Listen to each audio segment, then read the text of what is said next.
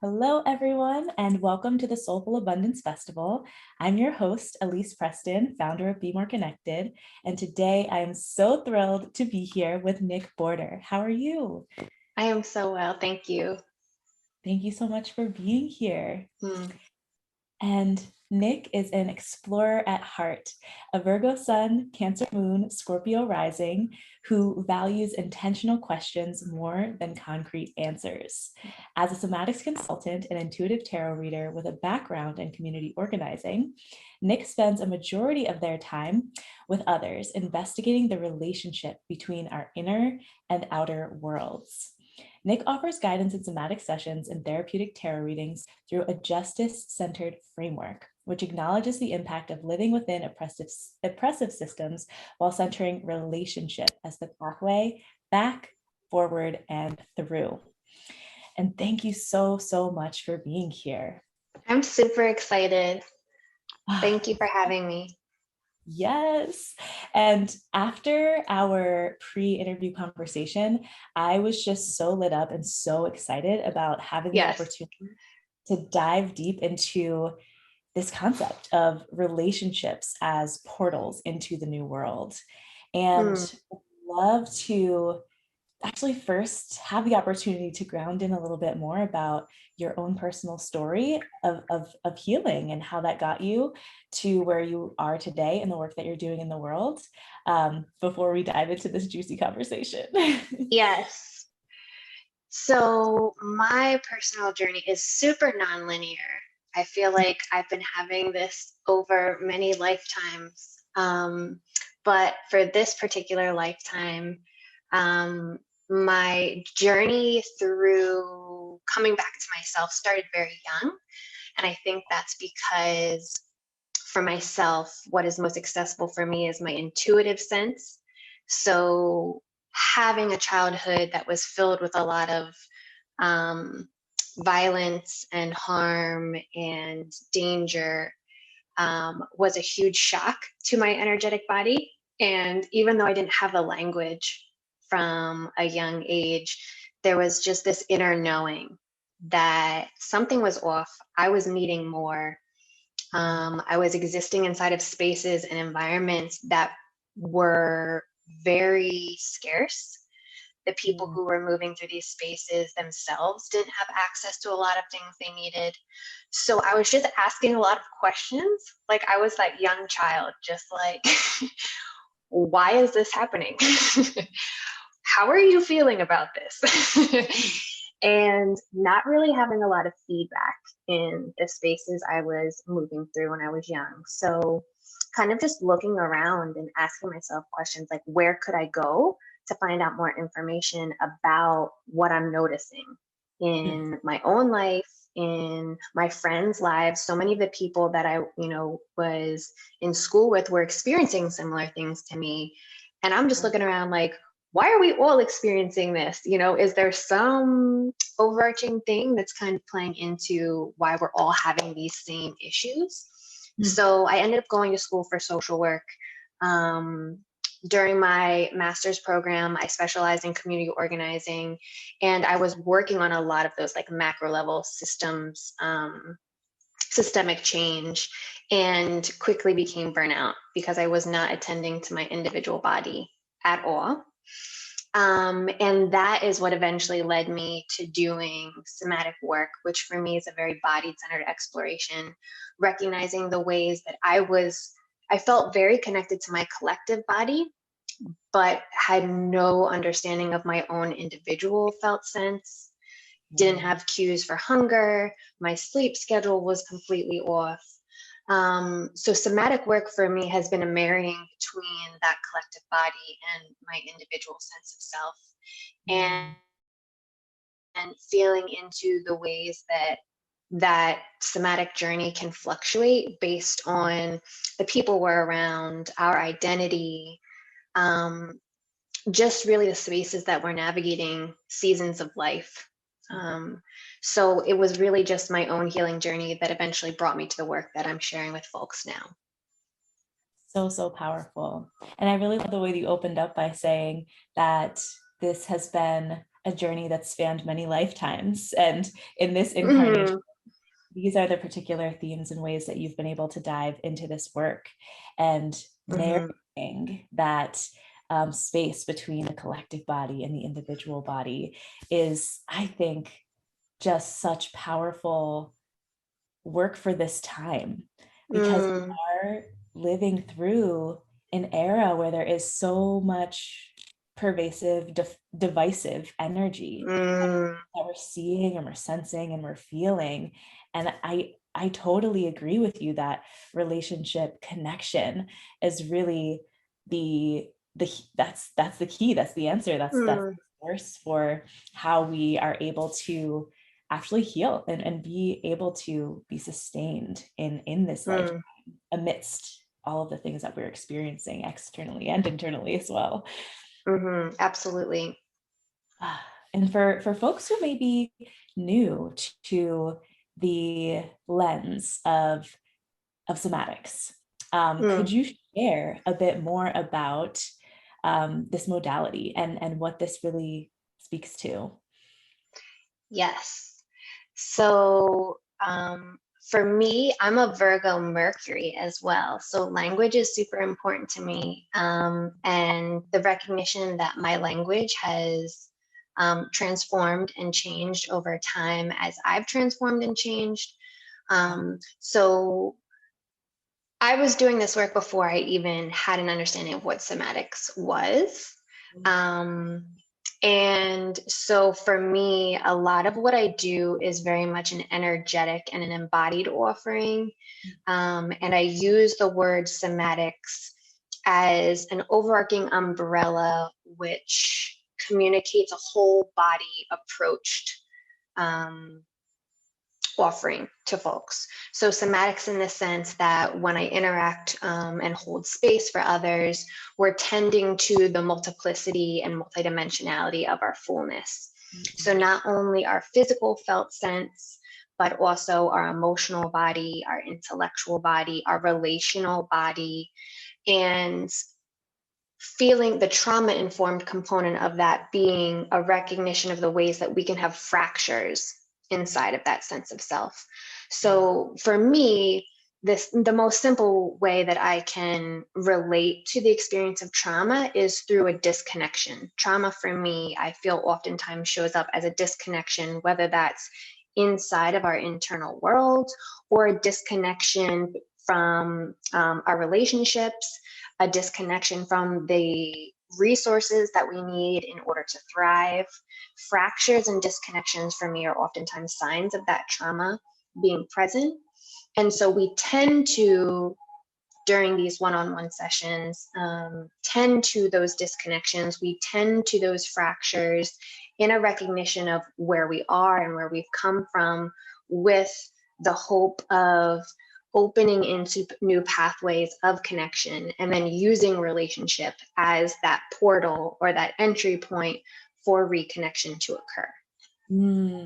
So, so gorgeous. And so Mm. I would love to be able to dive a bit deeper into this space of the ways in which relationship can really serve as that powerful portal tending to those fractures and those aspects of disconnection that we might experience. And so would love Mm. to be able to just hear more about your work and approach around this. Yes. So I actually have come into this language of relationship being a portal, and relationship being the center of everything through my relationships. So the folks that I've navigated through time and space with have illuminated to me that, okay, Nik, do you see that what we're working with here is relationship? So I want to acknowledge that so much of who I am and how I show up is literally because of my relationships. Yeah. So even having the framework of relationship as a connective way into the new world is because of the people that I've been blessed and honored to share space and time with. Yes. And For me, one really like defining point where relationships became like really like the center of my world was on my 33rd birthday. And my 33rd birthday already felt like a really special, synchronistic, defined time for me because 3 is my favorite number and 33. And it just felt, you know, super aligned for me to be exploring such an evolution in my life at that time. But I had made an intention on my 33rd birthday to center relationship in everything that I did. And when I said that, I was literally thinking about relationship to anything, not just like interpersonal, but my relationship to grief, my relationship to the objects around me, my relationship to my past, my relationship to my imagination. And I started to view the entire world as a more full and dimensional space instead of really static, right? So it's like, if I am in relationship with literally everything, then my relationships can change me and I can change the world because I have access to them. And so relationship for me is a way to infuse intimacy. It's a way to infuse agency, really, because it's saying I have responsibility inside of this interaction because we have a relationship. And so relationship became the portal to the other things that have changed my life. So became the portal to intimacy, it became the portal to vulnerability. And so I always return to relationship when I'm feeling distant from those things. And I share that with folks inside of my one-on-one work, just as a way to become curious, as a way to say, how can we exist outside of binary thinking? Where someone might show up and say, I want to do work with you because I want my body to be healthy. And so that puts us into a binary of, well, my body is either healthy or unhealthy. And I like to unhook from that thought process and say, well, what is your relationship to your body currently? How are you hoping to expand into a different relationship or transform your relationship to your body? And how can that actually give us access to more of ourselves rather than existing inside of these static places? Yes. And how much more richness and depth is available from that level of understanding. And I really appreciated the way you talked about thinking of relationship itself, even in a broader, more multidimensional sense, that our relationships aren't just interpersonal, but we can have a relationship with our past, with objects in our world, with grief, with imagination. And how that does create such space for more intimacy with everything that we're interacting with throughout the course of our lives. So another topic that we touched on briefly in our pre-interview conversation was this concept of generative conflict, and was wondering if we could talk a little bit about that and bring that into the space here as we're chatting about relationship. Yes. So this has been huge for me. Just as someone who, one of the ways that I've navigated my trauma has been through attempting to ease and comfort those around me in order to limit the amount of chaos I feel in my own body. So some folks might say that's like people pleasing. For me, it's literally just tending to others. I tend to others as a way to minimize the amount of anxiety that I'm feeling. And as a result, other folks that I've spoken with have said that this is their way of really avoiding conflict. So if I can tend to these disruptions as a way to avoid conflict, then everything can be copacetic. Then we can all just be good. We don't really have to have any, arguments. There doesn't have to be discomfort. And for me, it was such a tension point because I'm also someone who is very rooted in truth and transparency as a core value. So this idea of not being in conflict also didn't sit well with me. And Right, exactly. It felt out of alignment with my values. So I was exploring this idea of like, what does it feel like to be in a space with other folks where we do center our compassion for one another while also making space for disagreement? And how can we use that friction as like a place where we can refine our truth? And can it be a collaborative process, right? So when I think of generative, literally the definition is being able to create or produce or even reproduce something. Mhm. So how can conflict be something that actually brings us into a new place? How can we create something new from the conflict that we have? Because I think a lot of times the assumption is that the conflict is going to take us apart from one another. Mm. But what if we can exist inside of these spaces where it actually pulls us closer together because we are refining where we want to go? And we're saying, I believe in this thing so strongly, and I want you to come with me when I'm moving towards that thing. Right. So generative conflict for me is actually, it actually reminds me of the Five of Wands in tarot, like this collaborative competition where we all get to show up with our wand. We all get to show up with our spiritual and creative essence. And how is it through the wielding of that wand that we can create something completely new that we never would have been able to if we didn't come together and we didn't share ourselves so honestly? Yes. So it's been a way for me to heal from some of my tendencies to want to tend to other folks and put my own feelings on the back burner, and also bring that core value of truth and honesty to the center. Oh, I am just so in love with the way that you are able to so beautifully and skillfully allow these concepts to unfold through our conversation. Like each word that you're sharing, I'm like, yes, this is so beautiful. And Oh, I think that thank you.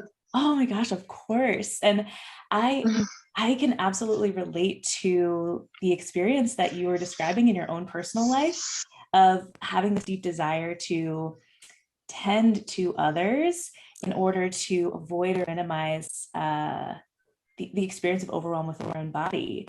And I think that, you know, it started in childhood, having a parent who was very anxious and very controlling. And I just, that overwhelmed my system. And so I would try to do things to attend to that and make sure, right? So yeah, just so relate to that experience. And in my own life have then how has that rippled out? How have I then in other relationships and other dynamics avoided friction, avoided confrontation?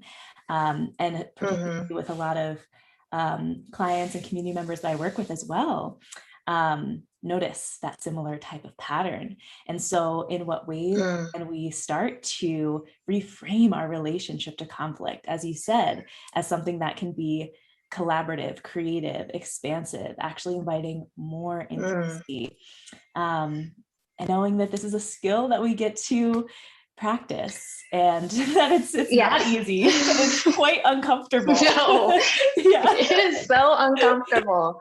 Right? Yes, and exactly, it is that practice. It is a practice. And again, that always draws me back to relationship, where I think of relationships as like laboratories where we can experiment and become curious. We have the opportunity to practice with other folks. And what does it look like to create relationships where that is a foundation of our experience? How do we have conversations with one another where we say, I value conflict and I want to be able to show up in conflict with you. How can we create space and time where that is something that we both root into? And so much of this for me is also communication. How can we actually express to other folks that these are our core values? Because another huge component of the work that I do is unhooking from these systems of oppression that we've been conditioned by. We're all existing inside of this, inside of whiteness, inside of a patriarchy, which tells us you're supposed to show up this way. Mhm. So in order to have these intentional relationships, the conversations that we have to include a recognition of the ways that we aren't in alignment with our values. Yeah. What have I internalized? How have I been acting in ways that aren't in alignment with my truth? I have to know that. And for me, that's through a body-centered exploration that I can figure out, okay, when I move this way, it doesn't feel right. Like I'm getting signs from my emotional body or my energetic body that I'm not all the way with this, Right. but why does that exist inside of me? Where did that come from? Was that something that I was taught from my family? Was that something that I learned by being institutionalized in school?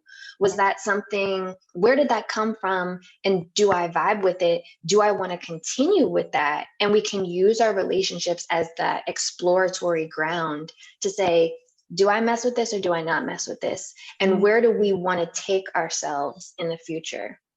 Right. And for me, that's why everything is non-linear, because I have to have an awareness of where I've come from in order to know what I want to move into. Yes.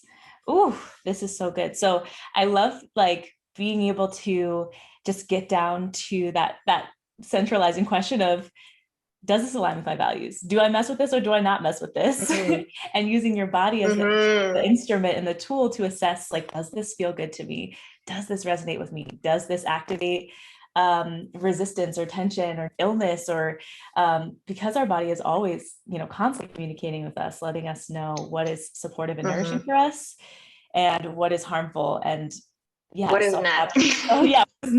Was not supportive and nourishing for us. What is truly causing us to live in the world in ways where we're harming ourselves or being harmed.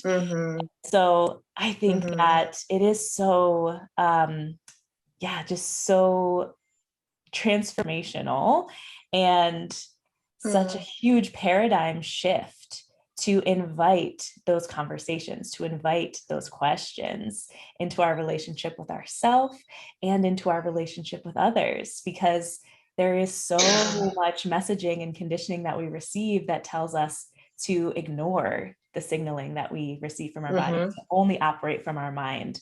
That who are we to expect to feel good or to have aspects of our life that we desire? And so it is so countercultural and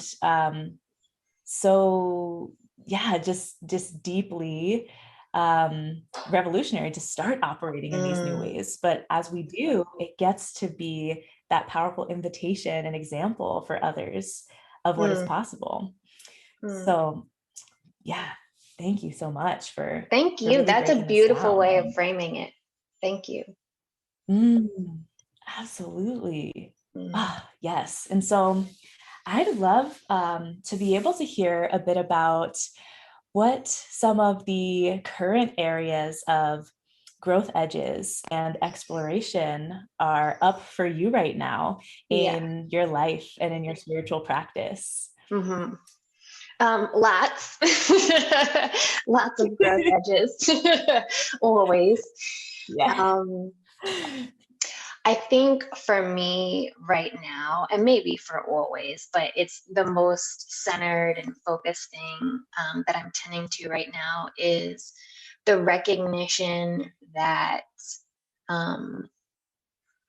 to be in a relationship with the unknown or to be in places of confusion doesn't mean that I'm failing or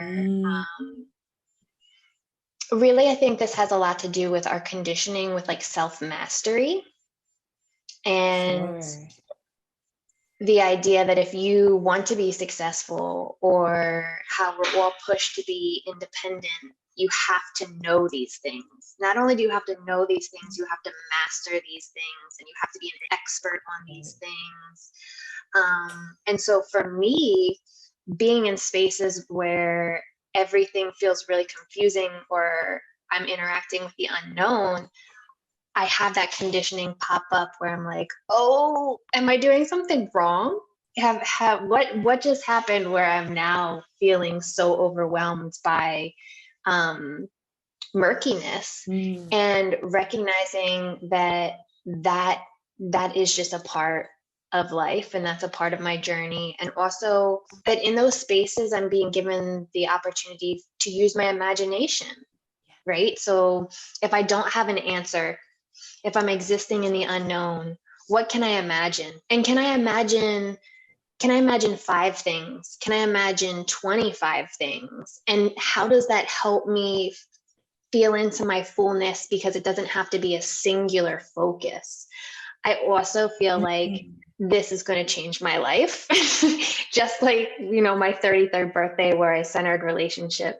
Having this growth edge where I'm feeling into my imagination as a place where I can stretch possibility rather than restrict myself into like, it has to be this way and this is the only answer. And that has been super challenging for me, but it's come up so many times. Yes. Ooh, and I think that this is a conversation that will be so, or just a thread that will be so supportive for a lot of listeners for this summit, because we're really speaking to aspiring entrepreneurs and healers and change makers and visionaries who have this deep desire to create shift and change in the world. And there is so much that's unknown, that's murky, that feels intimidating about stepping into that space, allowing yourself to be seen, allowing yourself to be known and vulnerable, and stepping into your gifts. And so really this beautiful reminder that being in the unknown, being in a place of confusion, doesn't mean that you're doing anything wrong. It doesn't mean that you're failing. It is a part of life. It's an inevitable part of being alive. So I love that. Yes. And would love to ask you, as we start to bring our conversation to a close, what does soulful abundance mean to you? I love this question. Soulful abundance for me is spirit-led living. It is a recognition that the innate wisdom and insight that I hold is my wealth, and that when I operate from that place of my core essence, when I move from spirit, I am inherently abundant. I am inherently overflowing, and it is it's my reconnection to that I am seeking. So returning to myself, returning to my source is really the way that I create anything. So soulful abundance for me, which is really huge, is recognizing that I have boundaries and that the edges of myself actually allow me to contain my most potent and vital offerings for the world. And so I'm allowed to say no, and I'm allowed to say that this would be better suited for someone else, or that's not really my lane. And that can be soulful abundance. It can be in recognition that I exist over here and you exist over there, and we can show up next to one another and offer our overflow in those places. So soulful abundance for me is also a way of feeling into my responsibility to my well-being. Yes. And that my overflow comes from tending to my spirit. Ooh, that my overflow comes from tending to my spirit. So good. And so I know our audience will be so excited about learning the different ways that they can stay connected with you. So if you could share that now, that would be amazing. Yes. So I'm most present in collective spaces on Instagram. So folks can link with me there. My handle is @_the_open_space_.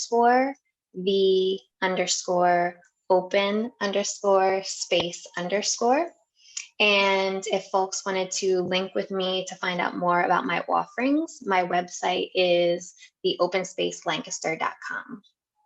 Wonderful.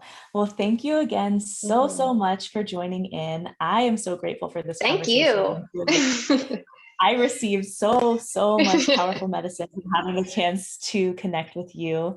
And I am sure that our audience is going to feel the same.